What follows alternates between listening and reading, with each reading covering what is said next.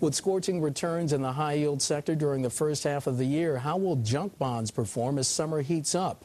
Brian Luke joins us to dive into high yields prospects. Brian? Yeah, Mark, with over 30% returns during the first half of this year, the S&P analysts have now come out and they're saying the rally could be over. And just like the stock market, high yield investors are really focusing on corporate earnings coming up in the next couple of weeks.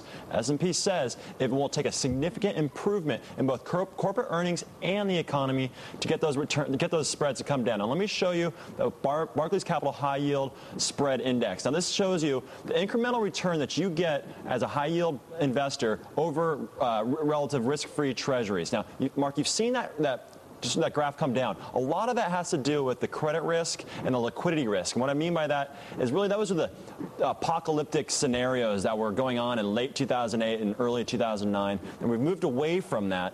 And now we got to focus on some other things, though. Yeah, but Brian, if we have avoided what you call that apocalyptic scenario, then what bearish signal is S&P looking at?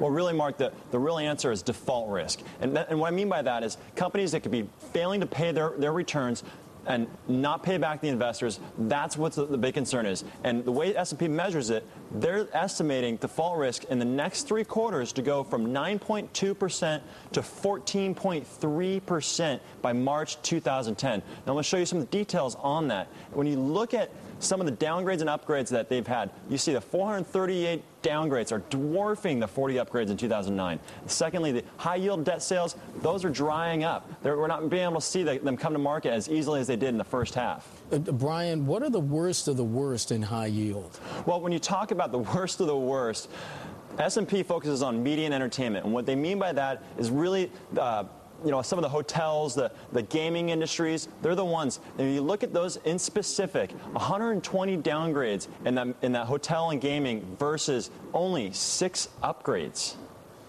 Brian, any sense on how this is going to look going forward towards the fall and beyond? Well, apparently, according to S&P, they're going to be taking the summer off, and if we don't get a good earnings season, that's going to be a problem. Bloomberg's Brian Luke joining us. Brian, thanks.